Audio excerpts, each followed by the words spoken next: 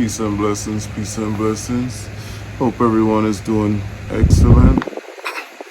Today I'm going to be reading the book of Nahum, and it's going to be explaining the burden of Nineveh, the book of the vision of Nahum, the El Cushite. So we all know God don't like images and stuff. Like, God like us to worship Him, not ourselves. Even when He blesses us and elevates us, we should always give God the glory, because He deserves it. All we need is grace.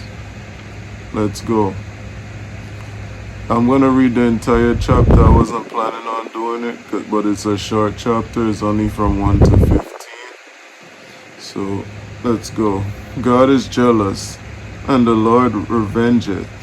The Lord revengeth and is furious. The Lord will take vengeance on His adversaries, and He reserveth wrath for His enemies. So God is so patient that He'll let everything build up before He pour out His wrath. Okay? The Lord is slow to anger and great in power, and will not at all quiet the wicked. The Lord's way in the whirlwind and in the storm, and clouds are the dust of His feet.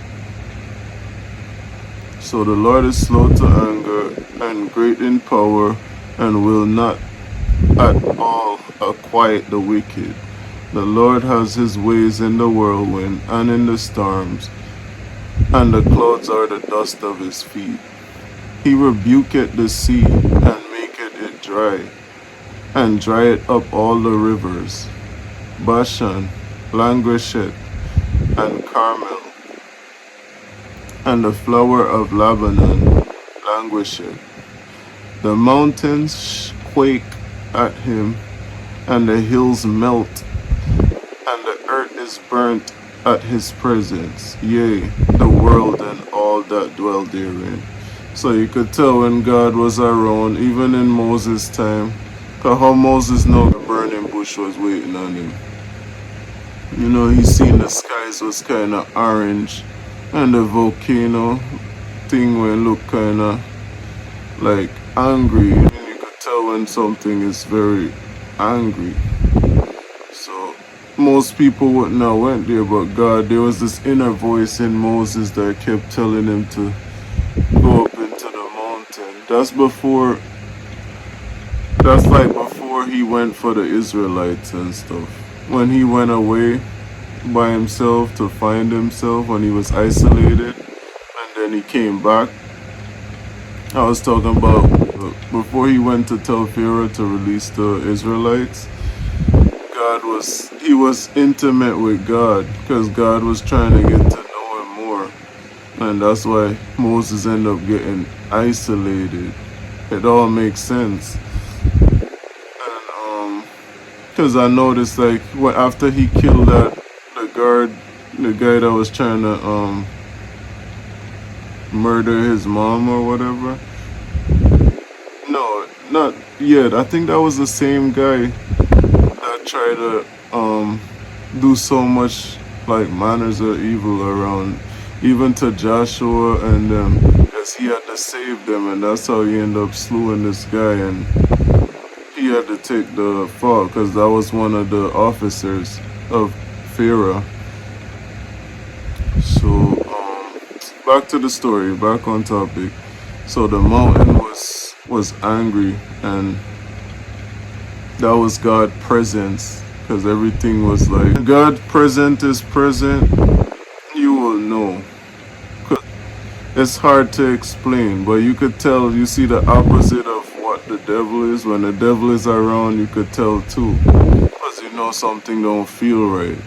When God is around, even though it could inflict fear, because God is God and God alone. There's no way else to explain it. You just have to know God for yourself, and maybe you could explain it better than I can. But I don't try to figure things out. I just give credit where credit is due. We ought to be humble like a child, according to God's teaching. But verse 6, I want to get back on topic. I don't want to lead too much off topic. But the moral was the presence of God, and how the earth tremble and everything respect him, even the sea, even the fishes, even the same demonic forces. You think they don't respect God? You gotta ask yourself that question. But verse 6, who can stand before his indignation? And who can abide in the fierceness of his anger?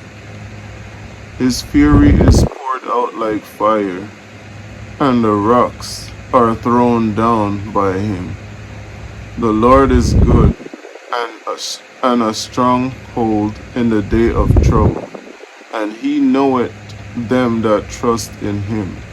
So God is telling us in the book of Nahum that he remember us as little as a sheep. He remember us that put our trust in him. We shouldn't put our trust in flesh and blood, but in God. Because God is not a man that he should lie. You know, us human beings, we lie. We deceive each other. Instead of using everything that we have in our power for the best ability to reflect God, we rather try to gain our own self-glory. I notice that it's a common thing amongst us human beings. We're made in the image of God, and we have to pick up our cross and follow. That's the whole purpose of us as men and women.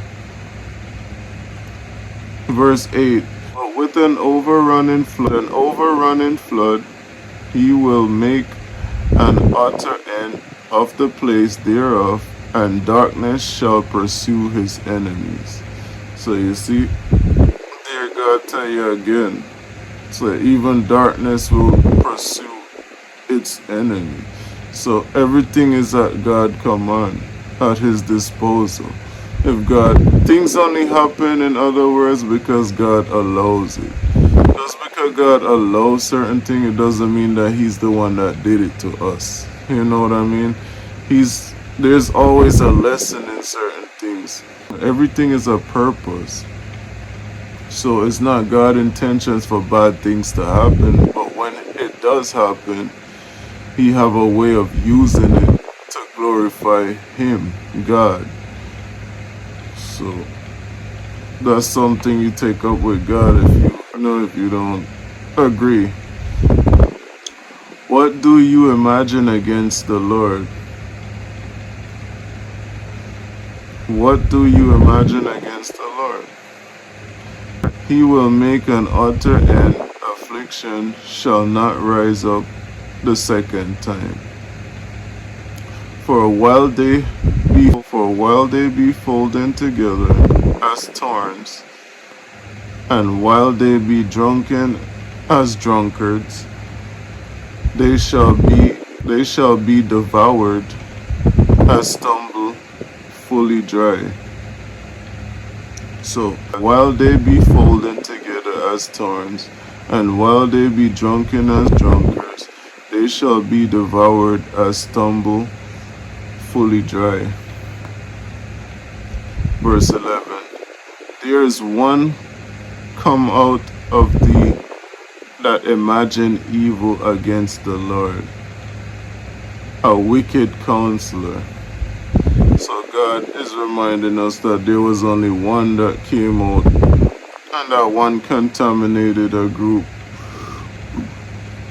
Because of that one that imagined against the Lord, a wicked counselor. He said, thus saith the Lord, though they be quiet, and likewise many, yet thus shall they be cut down when he shall pass through. Though I have afflicted thee, I will afflict thee no more. For now will I break his yoke from off thee, and will burst thy bounds in sunder. So God is saying, just like an egg is, some people like the yolk, some people don't. And I don't like the yolk. To each his own. It's just a parable. God is saying, thus saith the Lord, though they be quiet, and likewise many, yet shall they be cut down, and when he shall pass through, I have afflicted thee. I will afflict thee no more. For now will I break his yoke from off thee, and will burst thy bounds in sunder. So sin is like a yoke that is on us. And in order for us to thrive the way God intended us to thrive, we had to change, we had to shift, we had to take off the yoke, so that way there's nothing holding us back, because that's what the yoke does. It's like, it's cholesterol. It's like, once you understand how things work, it all makes sense. Verse 14. And the Lord has given a commandment concerning thee, that no more of thy name be sworn. So God gave a commandment that no more of his name be sworn.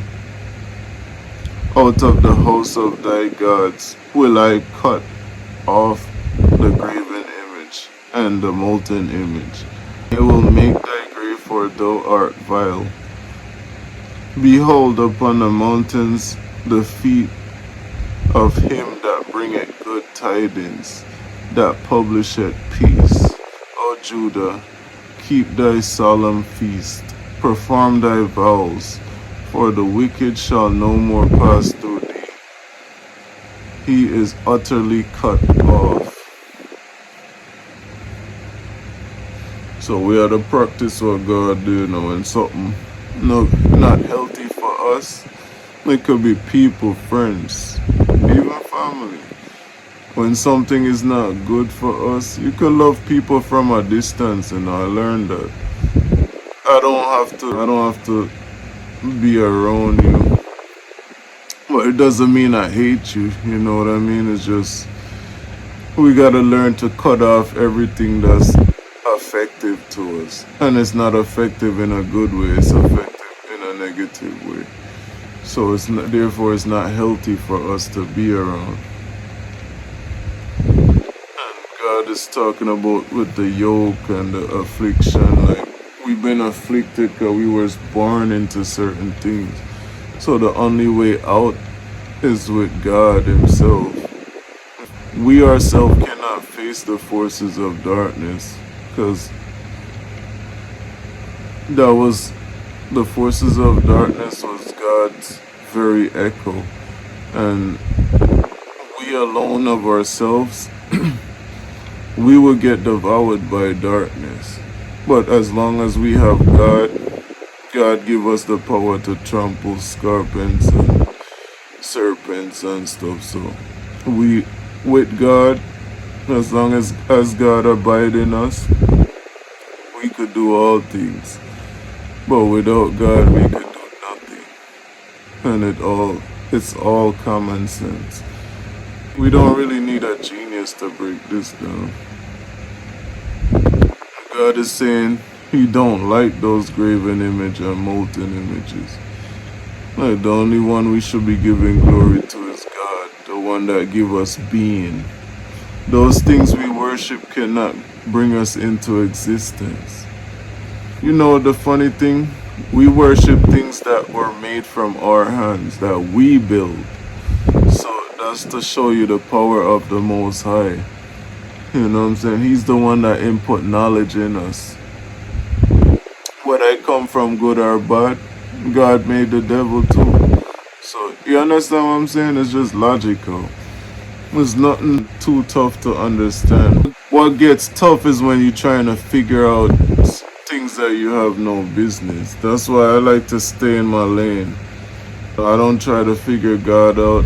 I love the way God is, and I love that He has His own sense of humor. I love that He's very gentle, but yet very terrible indeed. So it's good to give credit where credit is due. And God don't care about numbers. You see, like the devil loves to use numbers to inflict fear on people. But as long as you have God, it's true, we don't see it now, cause we can't see into the spiritual realm like that. Some people are gifted, but not everybody can see into the spiritual realm. So we all have angels taking note. We all got guardian angels, and when you're protected by the Most High, just like in the book of in the story with Elijah, like how they had angels surrounding the the enemies that came up against Elijah, but we have a veil on our eyes so we couldn't see. There's stuff that we can't see sometimes. Perfect example. When we manifesting something, a dream, a goal, at first we gotta imagine it, right? And then we gotta work towards it, and eventually it'll come, we'll make it reality. You see? God is so powerful, He don't have to do that. He could just think it and it's done. He could just speak it and it's done. You know what I mean? So it's a big difference. You dealing with a big God. And you know, God always said be slow to anger. And it's a reason why He tell us, because He, as much as God is, when they say God is jealous, God is a jealous God. God have feelings too. He put His all into all of us. And how do we thank Him? It all depends on our actions. And none of us are perfect. Don't get this misconstrued. I'm not talking about being perfect. I'm talking about acknowledging God and giving Him His credit, and also just doing good tidings. Because God will reward us in the end. It's not just about physical rewards. It's also about spiritual reward. Because what does it gain for us to gain everything in this world, and then our spirit is not intact with God? Like, it's better your spirit be intact with God and you have everything than you just have everything and your spirit not intact with God. Because it's like, it's meaningless without God. Anyway, this video, I wasn't trying to make it this long, but it ended up being this long. And hopefully this word was a blessing to you. So once again, you can read it. Nahum chapter 1. You can read the entire chapter. It's only 1 to 15. It won't take any time, and you could pray for revelation. And I guess the more times you read it, the more you will learn.